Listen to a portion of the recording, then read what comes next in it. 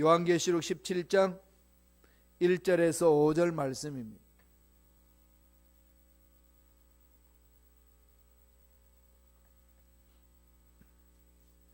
요한계시록 17장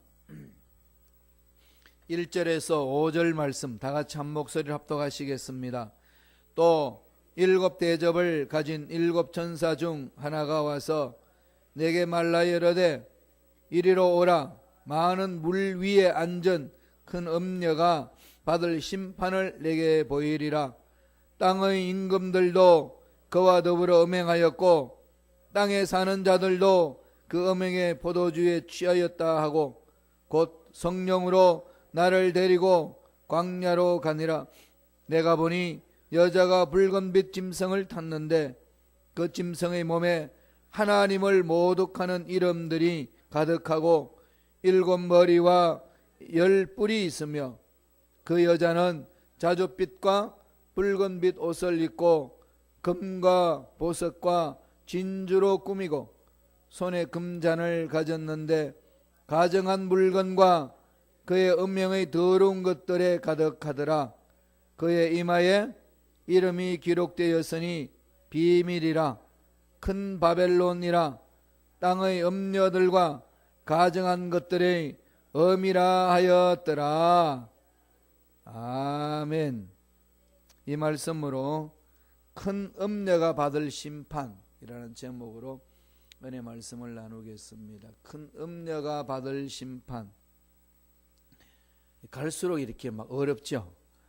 요한계시록이 지금 이제 막다른 종말을 향해 지금 가고 있습니다. 어떤 사람이 가치관이 어떻냐 알아보려면은 그 알아보는 질문이 있죠. 집에 불이 났을 때에 갑자기 도망쳐야 된다면은 우선적으로 어떤 물건을 챙길 것인가? 여러분 어떤 걸 챙기고 나올 것 같아요? 갑자기 불이 나서 그냥 뛰어나와야 돼. 그냥 뛰어나온다면 뭘 가질 거냐? 그냥 난 도망칠 거다.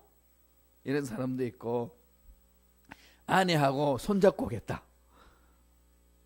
라는 분들도 있고 무슨 소리냐? 저금통장 들고 나와야지 라는 분도 있고 그래도 나는 성경책 평생 들고 다녔던 성경책 내가 안고 뛰어놀 것이다. 뭐 등등 여러 가지 말들을 많이 하곤 합니다. 여러분은 어떠신지 한번 마음속으로 한번 새겨 보세요. 사람들마다 다 다르죠. 이 세상에서 귀한 거 가지고 나오지 않겠어요, 그죠? 이 세상에서 자기가 가장 귀하다고 생각한 것, 그 한번 이렇게 리스트를 한번 정해보세요. 이건 참 한번 정해보는 거 중요한 거죠. 삶의 자세를 점검할 수도 있고요. 정말로 그런 상황이 일어났을 때에 이미 챙겨서 나오는 사람이 있고, 그래서 어떤 분들은요, 이 박스에 넣어놓더라고요. 이렇게 사건이 있으면 가지고 나올 것 박스, 일 터졌다면 들고 나오면 되니까. 제 사무실에도 그 박스가 하나 있습니다.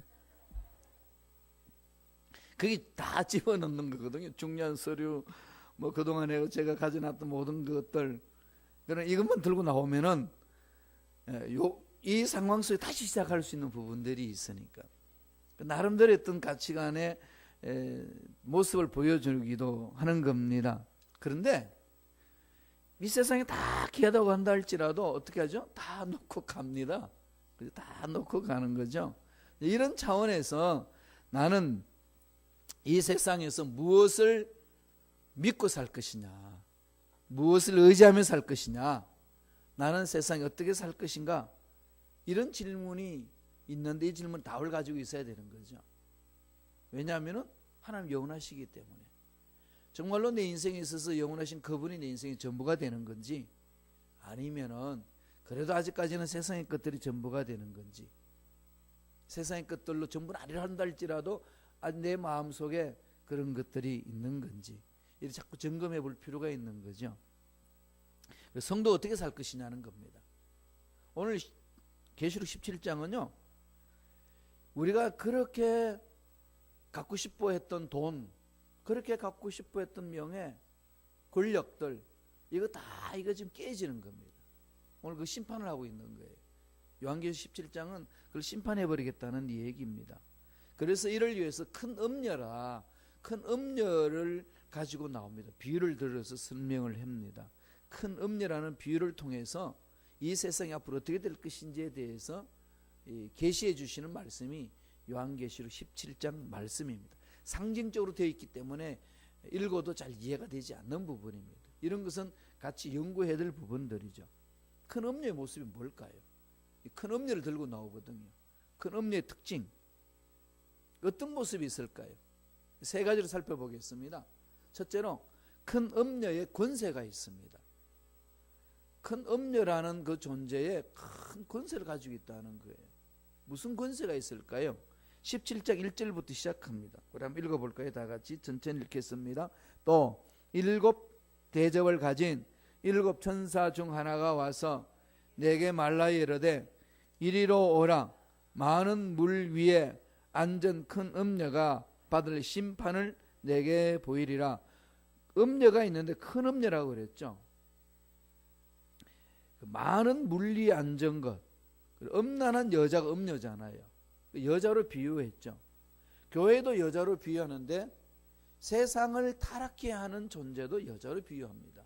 늘 악한 영은요 하나님의 것을 모방합니다. 그래서 성경을 우리가 읽을 때에 가장한 천사로 하나님처럼 이렇게 미혹해서 오는 사탄들이 있습니다. 오늘 교회도 마찬가지고 세상도 마찬가지라는 거죠. 그래서 오늘 표현을 그렇게 이야기합니다. 많은 물 위에 앉은 큰 음녀. 그냥 음녀가 아니에요. 큰 음녀. 이 말은 그 큰 음녀라는 사실은 엄청난 영향력을 끼친다는 거죠. 그러면은 물이란 게 뭘까요? 여기서 물을 뭘로 지금 상징하나요? 그건 우리 생각으로 해석해서는 안 되고 성경은 성경으로 해석돼야 되니까 15절에 있습니다. 그 말이 요한계시록 17장 15절 읽어볼까요? 다 같이. 또 천사가 내게 말하되 내가 본 바 음녀가 앉아 있는 물은 백성과 무리와 열국과 방언들이라. 무슨 얘기죠? 온 세계를 말하는 거죠. 이 지구촌에 있는 온 정부, 이 속에 있는 모든 나라들, 사회, 이것을 통칭해 가지고 지금 물 위에 앉아 있는 음녀가 앉아 있는 물, 그렇게 말합니다. 그래서 물이라는 자체는 세상을 말하고 있습니다. 물 위에 앉았다는 말은 무슨 말이죠? 이 세상을 미혹하는 큰 음녀가 있다는 거죠. 이 큰 음녀에 대해서 얘기를 합니다. 그러니까 이 큰 음녀는 뭘로 표현했죠? 사탄의 물입니다. 사탄의 물이고 예수를 대적하는 물이라고 그렇게 성서는 이야기를 합니다. 근데 이들이 어떻게 할까요? 부정부패, 마약, 폭력, 음란한 것, 거짓 종교, 이런 것들을 만드는 거죠. 이런 세력들을 굳히는 것이 큰 음녀의 역할이다, 이겁니다. 그런데 이 역할을 하는 큰 음녀는 뭘 하느냐? 물 위에 앉았다는 것은 다스린다는 거죠. 그리고 세계 정부에 영향력을 줍니다.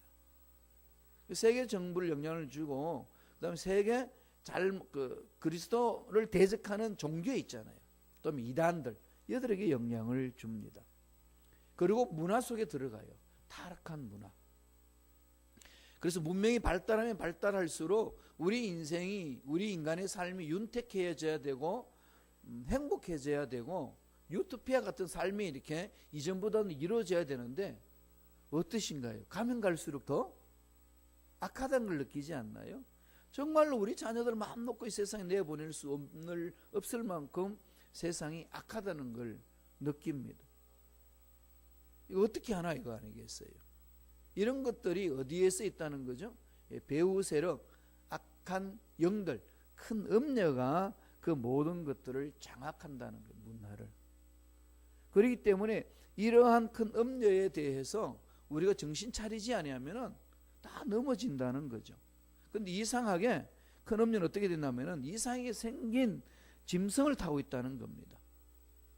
그 짐승의 몸에는 뭐가 있다는 거죠? 하나님을 모독한 이름이 가득하고 7머리, 10뿔이 있습니다. 7은 완전 숫자잖아요. 10뿔은 꽉 찬 숫자 않습니까?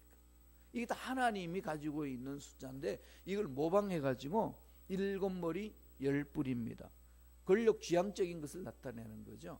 이런 것들이 세상을 지고 흔든다는 겁니다. 그러니까 우리는 이 정부를 대할 때에 악한 영들이 이 정부를 휘어잡지 않도록 영적 전쟁을 쳐야 된다는 거죠.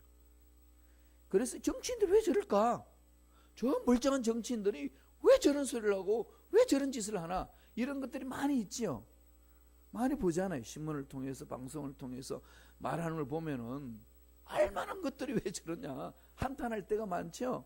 악한 영들이 미혹하기 때문에 그렇습니다. 요한계시록 17장 3절을 보세요. 3절을 보면은요, 그 악한 음녀가 어떻게 하는 것을 보여줍니다. 다 같이 보죠.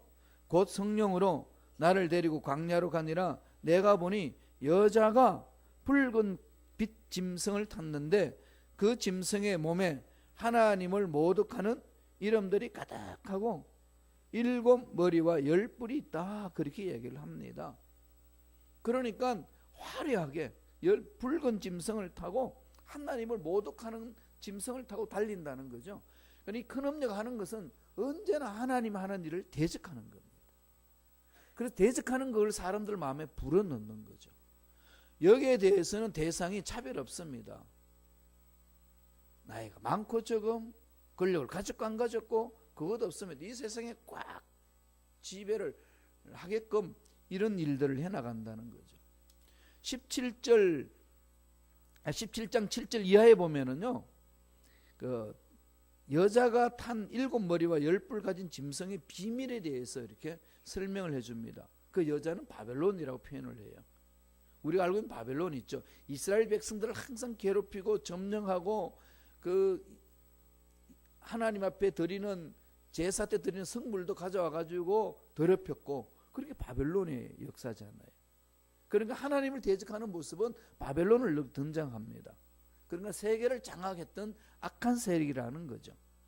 그러니까 적그리스도적으로 그리스도를 대적해 나가는 악한 세력들의 무리들, 그걸 말합니다. 세계 정부를 보세요. 국가라는 것이 뭘까요? 괴물 같지 않나요? 국가에 충성하라. 하나님은 국가의 충성이라는 그 이전에 뭘 충성하죠? 하나님 앞에 충성하는 것이고 하나님이 창조하신 모습대로 살라고 말씀하는 겁니다. 그래서 저와 여러분은 목적은 어디 있나요? 하나님의 뜻을 이루는데 목적이 있고 하나님을 영화롭게 하는데 목적이 있습니다. 하나님을 높이는 데 목적이 있는 거죠. 근데 세상은 그것 중요하게 여기지 않습니다. 자기들이 원하는 대로 해주기를 원하고 있잖아요. 그게 지금 정부가 그러는데 백성들을 위하는 것 같지만은 근본적으로 자기 세력을 굳히고 자기들이 쥐고 흔들기 위해서 그렇게 하는 겁니다. 왜 그런 일이 있을까? 똑같은 인간인데 흑암의 세력들이 세계 정부를 쥐고 흔들면서 예수 그리스도를 대적하기 때문에 그렇습니다. 머리에 7 머리와 10 뿔 가진 짐승은 과거나 현재나 미래에 일어날 모든 악한 세력에 대해서 쥐고 흔들겠다, 그것을 보여주는 거죠. 한마디로 말하면 하나님을 대적하는 큰 권세를 가지고 뒤흔든다는 겁니다. 이게 바로 큰 음녀다라고 얘기를 하는 거죠. 그만큼 권세가 많습니다. 이스라엘 백성들을 이스라엘 나라의 역사를 봐도 바알과 아세라를 숭배했던 이방 종교, 그게 들어왔잖아요. 아합 왕을 통해서, 이세벨을 통해서 아합 왕과 이세벨이 둘이 손잡고 야훼 신앙을 버리고 이방 신앙을 따라갑니다. 바알 신을 따라가는 거죠. 그렇게 나라를 뒤흔들어 버린다는 겁니다. 온 나라를 영적으로 혼란케 해버리지 않습니까? 그러니까 믿는 저와 여러분들은 이러한 일들이 이 정부에 일어나지 않도록 성령이여 역사해달라고, 대통령을 붙들어달라고, 국회의원들 지켜달라고, 장관들을 보살펴달라고, 각 대학의 총장들을 붙들어달라고, 학교에서 가르치는 선생님들의 마음을 붙들어달라고, 우리들을 하나님이 세워놓고 그렇게 기도하기를 원하고 있습니다. 흑암 세력이 나아가거든요. 그래서 저도 끊임없이 기도하는 것은 교회 공동체의 우리 귀한 직분자들 붙들어달라고, 우리 구역장님들 한 사람 한 사람 지켜주시고 세워달라고, 이건 끊임없이 기도해야만 되는 거죠. 왜? 악한 영들이 그렇게 전쟁치고 들어오기 때문에 이걸 놓치지 말아야 된다는 겁니다. 큰 음녀는 그런 권세가 있습니다. 그럼 그 큰 음녀가 뭘 할까요? 두 번째로는 큰 음녀의 유혹이 있습니다. 큰 음녀의 유혹. 이 큰 음녀의 유혹은 어떻게 일어나는지 볼까요? 계시록 17장 4절입니다. 다 같이 읽어봅니다. 한 목소리 읽겠습니다. 그 여자는 자주 빛과 붉은 빛 옷을 입고 금과 보석과 진주로 꾸미고 손에 금잔을 가졌는데 가증한 물건과 그 음행의 더러운 것들이 가득하더라. 이 음녀가 어떤 모습을 한다는 거죠? 사치스러운 향락적인 것이 넘친다는 거죠. 그래 음녀들이 남자들을 호릴 때에 거지 같은 옷을 입고 호릴까요? 귀걸이와 향찬란한 것과 이게 시각적으로 향찬란하고 냄새도 향이 그냥 독특하고 몸짓도 요상스럽고 이래가지고 못 모르는 인간 남자들이 그냥 끌려가잖아요. 그냥 그 모습을 그대로 표현하죠. 세상 사람들을 끌어당기는 거는요 이렇게 매력적입니다. 세상에 일어나는 죄악들이 일어나는 것은요 달콤해요. 죄악이 달콤하지 않으면 누가 그게 삼키겠습니까? 죄악은 달콤해요. 여러분 그러지 않나요? 사람들이 모여가지고 남의 이야기를 할 때 막 난노질 할 때 재미있잖아요. 재미없나요? 이게 그냥 남의 이야기를 이렇게 하면 재미있어요. 사람이 그렇습니다. 목사님들 모이면 안 그럴까요? 안 와보셔서 모르죠?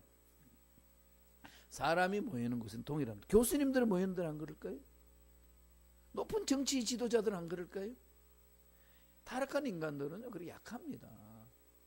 그리고 애들 그 말을 가르치는데 한번 보세요. 제 큰애가 3살 때 독일로 갔는데 독일말 한 번도 배우지 않았던 걔가 독일 유치원에 갔는데요.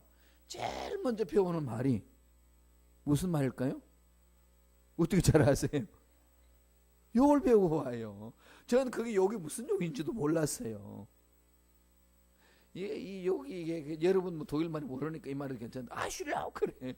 이게 아슐력이 뭐냐? 독일에서는 엄청난 큰 욕이더라고요 이게. 그러니까 그런 욕을 우리가 저는 알지도 못한 단어고 한 번도 말해보지도 않았는데 유치원 가서 지네들끼리 하는데 선생님이 가르쳐 줬겠어요? 지네들끼리 이야기를 하면서 배우는 거죠. 그만큼 악이 점령되고 죄가 점령되는 것은 엄청나게 빠릅니다. 그렇게 해서 이 악을 휘어잡고 죄악을 휘어잡는 게 누구죠? 큰 음녀예요. 그걸 미혹하는 거죠. 아주 요란스럽게 해가지고 미혹합니다. 달콤해서 미혹하는 거죠.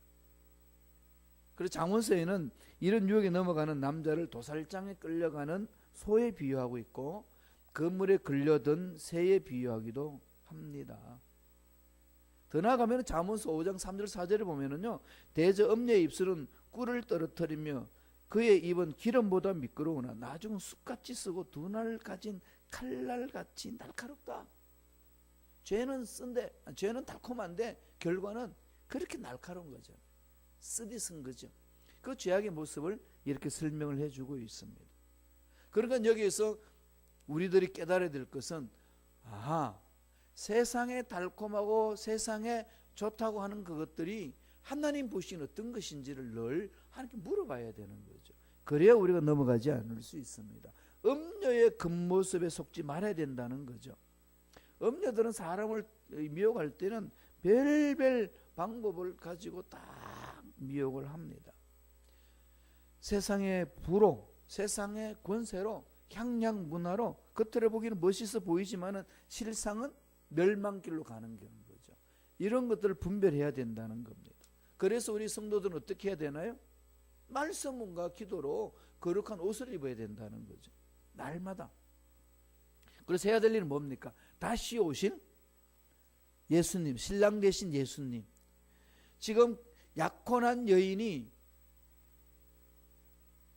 신랑을 맞이할 준비는 어떻게 해야 되나요? 언제나 그 신랑만을 생각하잖아요. 언제나 신랑에 어떻게 맞이할 것인가 생각하는 것을 우리의 삶에 기본적으로 가지고 있지 않습니까? 그와 마찬가지로 그런 모습으로 신랑된 예수를 만나야 된다는 거죠. 그걸 그대로 이렇게 우리 생활 속에 하나의 예식으로 만들어 놓은 게 있습니다. 서양 문화에서도 그런데 그게 뭘까요? 결혼식. 결혼식 보면은 단장한 이 신부가 다음 신랑을 맞이하는 그 모습이 이렇게 결혼식에 그대로 표현되어 있죠. 성서 요한계시록에서 말하는 그것을 결혼식에 그렇게 표현해 놓고 있습니다. 삶에 있어서 거룩함을 시작하고 아름다운 삶을 살아가도록 하는 첫 발걸음에 그렇게 만들어줬다는 겁니다. 그와 마찬가지로 이 세상에 끌려다니지 않기 위해서는 날마다 말씀과 기도로 무장하라는 얘기입니다. 말씀을 부여잡고 부러지기를 바랍니다. 그래서 천국은 침나는 자의 것이라고 그랬으니까 날마다 넘어지는 데서 주저앉아 버리지 말고 몸부림치는 거죠. 일어설 수 있도록 성령이여 역사하여 주옵소서. 힘들고 어려워도 일어서는 겁니다. 모이기 힘들어도 일어서는 거예요. 여러분 구역 예배 모이기 힘들고 어릴 때 있잖아요. 그래도 악착같이 몰려드는 거죠. 이게 내게 하여 주옵소서. 그렇게 매달리면 하나님 힘주시고 능력 주셔서 아름다운 모임으로 만들어 갈 수 있도록 인도해 주십니다. 그런 은혜로 승리하시길 바랍니다. 우리 나갈 길은 그거예요. 세상의 화려함에 속지 말아야 됩니다. 분별력을 가져야 돼. 이 세상은요 정말 영적 분별력이 필요합니다. 하나님 이런 영적 분별력을 주셔서 세상 악한 것에 끌려가지 않도록 지켜달라고 붙들어 주옵소서. 부러지져야 됩니다. 자, 그런데 세 번째 이 음녀 건세도 있고 미혹도 있지만은 오늘 17장에서는 완전 결론 내려주죠. 세 번째 뭘 말씀합니까? 큰 음녀의 멸망을 말합니다. 그렇게 건세를 가지고 우리를 미혹했지만은 예수 그리스도의 능력 안에서 왕으로 오신 예수님이 완전 멸해버리시겠다는 겁니다. 여기 우리 용기 있는 거 아니겠어요? 힘들고 어려워도 일어설 수 있는 힘은 여기에 있는 거죠. 요한계시록 17장 5절 봅니다. 계시록 17장 5절 천천히 읽겠습니다. 그의 이마에 이름이 기록되었으니 비밀이라 큰 바벨론이라 땅의 음녀들과 가정한 것들의 음이라 하였더라. 그 이름 속에 음녀 특징이 있는 거죠. 비밀이라고 그랬습니다. 비밀, 큰 바벨론, 땅의 음녀들과 가정한 것들의 음이라 그랬습니다. 여기 비밀이라는 말이 뭘까요? 이 신비롭죠. 비밀이라고 그랬습니다. 이 비밀이라는 것은 음녀가 여러 가지 면에 있어서 미스테리적인 것이 있어요. 세상 임금들과 사람들은요 이 여자에 속아서 넘어가요. 그래서 가르쳐 줍니다. 그래도 그것을 그렇지 언젠가는 내가 나와야지 그러면서 또 끌려가요. 이게 참 묘한 그 부분이 있습니다. 사람이 죄를 범하고 회개치 아니면 다 지옥 가게 된다. 깨달음에도 불구하고 죄의 달콤함에 끌려가는 모습을 보는 때가 많이 있지 않습니까? 하나님 이번만큼만 요럴 때 타협할 때가 많이 있습니다. 이런 미스테리가 있어요. 비밀이다 그랬습니다. 바벨론은 이 큰 바벨론이라는 것은 음녀가 무엇을 의미하는지를 압니다. 역사 속에 바벨론은 뭘 했나요? 이스라엘 백성들을 미혹해서 넘어지게 했잖아요. 그런데 하나님은 이스라엘 백성들을 넘어지게 했던 그 큰 바벨론 성을 어떻게 했죠? 멸해버렸습니다. 한순간에 위대한 바벨론 제국이 멸해버렸습니다. 로마 제국 때 예수 그리스도 오셨지 않습니까? 그리고 예루살렘 성도 그 로마 장군 티토가 그냥 멸해버렸습니다. 지금 예루살렘 성전은 없어졌어요. 모하메드가 지금 그 자리에 있지 않습니까? 모슬림이 그 자리에 있습니다. 통곡의 100만이 있어요. 자, 이렇게 멸망시켰던 로마 지금 있습니까?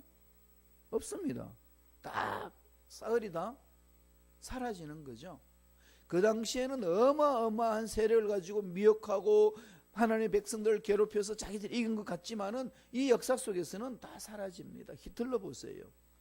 유대인들을 다 죽여버리려고 600만 명이 학살했는데도 히틀러는 온데간데 없지만 유대인들은 그대로 존재합니다.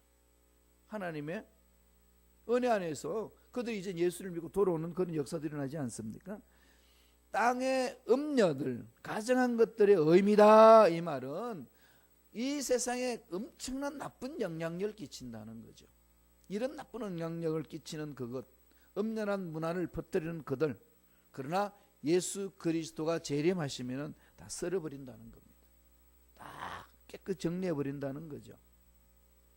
그래서 우리는 이 마지막 때 예수님이 승리하셨다. 십자가에 승리하셨고 재림하시면은 이제 나머지 모든 잘못된 것들도 다 정리하시고 역사를 완성시켜 주신다. 이 확신을 가지고 힘들고 어려운 것을 이겨내는 거예요. 견디는 겁니다. 그래서 서로 격려해주고 서로 위로하고 우리 한 번 더 일어서 보자.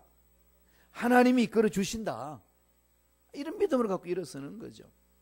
그런데 오늘 말씀을 보면은요, 큰 음녀가 포도주에 취한 것처럼 순교자들의 피에 취했다, 이런 말이 있습니다. 그 말은 무슨 말일까요? 포도주를 취해가지고 세상 사람들 미혹하고 예수 믿는 사람을 잡아서 옥에 가둬놓고 죽이고 순교당하도록 했던 그들이 나중에는 이 순교자의 피를 취한 것처럼 하나님이 그 피를 보시고 다 멸해버리신다는 겁니다. 그들은 다 하나도 남김없이 다 정리해버린다는 거죠. 그래서 어린 양 예수가 승리하신다라고 선포해 줍니다. 그 내용이 14절에 있어요. 요한계시록 17장 14절 다 같이 한번 목소리를 읽겠습니다. 그들의 어린 양과 더불어 싸우려니와 어린 양을 만주해 주시어 만왕의 왕이심으로 그들을 이기실 터요 또 그와 함께 있는 자들 곧 부르심을 받고 택하심을 받은 진실한 자들도 이기리로다. 할렐루야. 이게 우리 확신 아니겠습니까? 세상이 아무리 우리를 괴롭히고 문제가 아무리 괴롭히고 내 앞길에 아무리 장애물을 놓고 나를 넘어지게 하는 악한 무리가 있단다 할지라도 마침내 예수를 인하여서 반드시 승리하리라.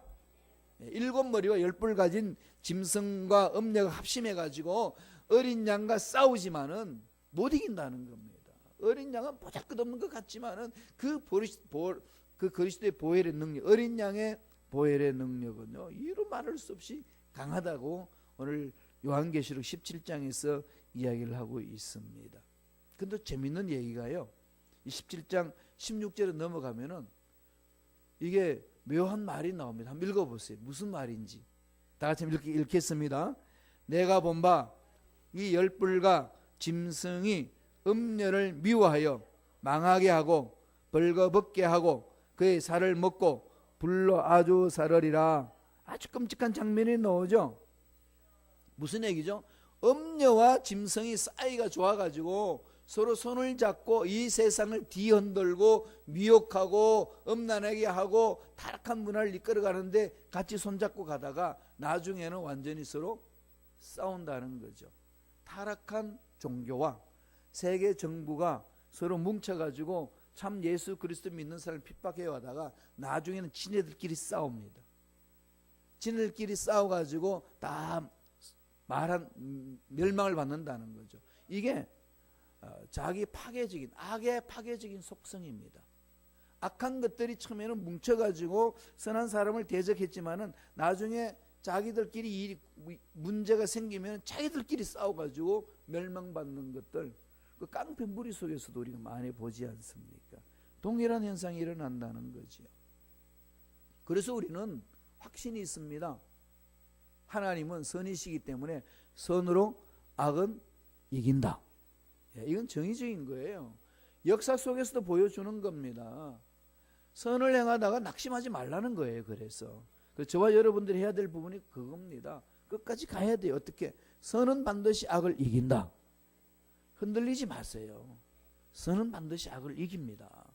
주님 말씀대로 살면 반드시 승리하게 되어 있습니다. 그렇기 때문에 말씀을 놓치지 말아야 되고요. 회개할 때가 있으면 당연히 회개하고 돌이켜야 됩니다. 음녀들은요 묘하게 미혹을 해가지고 그 회개할 때를 놓치게 자꾸 만드는 거예요. 하고 나서는 또다시 빠지게 만들고 또다시 그 속에 들어가게 하고 자꾸 반복적으로 만드는 것이 흑암의 세력들의 미혹이라는 겁니다. 이게 신비롭다는 거죠. 알면서도 끌려가는 거. 우리가 보기에는 그렇잖아요. 정치인들 뻔한 거짓말들을 하고 저 넘어질 걸 뻔히 알면서도 또 거짓말하고 그런 정치인들 얼마나 많습니까? 세계 정부에. 왜 저럴까 하는 거죠. 분명히 드러날 건데 이게 흑암의 세력들의 장난 때문에 그렇습니다. 우리들도 넘어갈 수 있어요. 그렇기 때문에 어떻게 되죠? 회개할 때가 있으면 다 회개하고 돌이키시고요. 말씀을 부여잡고 외치세요. 악은 물러간다. 선은 반드시 악을 이긴다. 마음판에 새기시면서 힘들고 어려운 상황이 주어진다 할지라도 말씀을 부여잡고 승리하는 저 여러분 되기를 간절히 축원합니다. 기도하겠습니다. 하나님 아버지, 주님 오실 날이 얼마 남지 않는 이때에 주님 오실 것을 바라보고 준비하고 기다리고 인내하며 달려가는 우리 모두가 되게 도와 주옵소서. 선은 반드시 악을 이긴다는 아버지 말씀 마음판에 새기고 흔들리지 않고 이겨낼 수 있도록 성령이여 역사하여 주옵소서. 예수 이름으로 매노니 하나님의 사랑하는 아들 딸들을 미혹하고 넘어지게 하여서 악한 것들을 행하도록 만드는 모든 흑암의 세력은 떠나갈지어다. 약하게 만들고 뒤로 물러서게 만들고 주저앉게 만드는 흑암의 세력은 사라질지어다. 이미 예수님의 십자가에서 다 이루셨고 승리하셨다고 선포하였사오니 악한 영들은 하나님의 자녀들을 만지지 말지어다. 주님 피 묻은 손으로 안수하여 주셔서 날마다 십자가에서 다 이뤘다는 것을 마음판에 새기게 하시고 때가 되면 선은 반드시 악을 이긴다는 아버지 말씀을 마음판에 새기며 담대히 나아갈 수 있도록 역사하여 주옵소서. 은혜 감사하여 귀한 예물 드립니다. 들은 손길들마다 기억해 주시고 물질적으로 어려움 당하지 않도록 복에 복을 채워주시고 은혜를 더하여 주셔서 주신 복으로 더 하나님을 잘 섬기고 이웃들에게 빛과 수금의 칼을 감당하는 믿음의 복된 손길들 되게 축복하여 주옵소서. 감사하고 예수님의 이름으로 기도드리옵나이다. 아멘.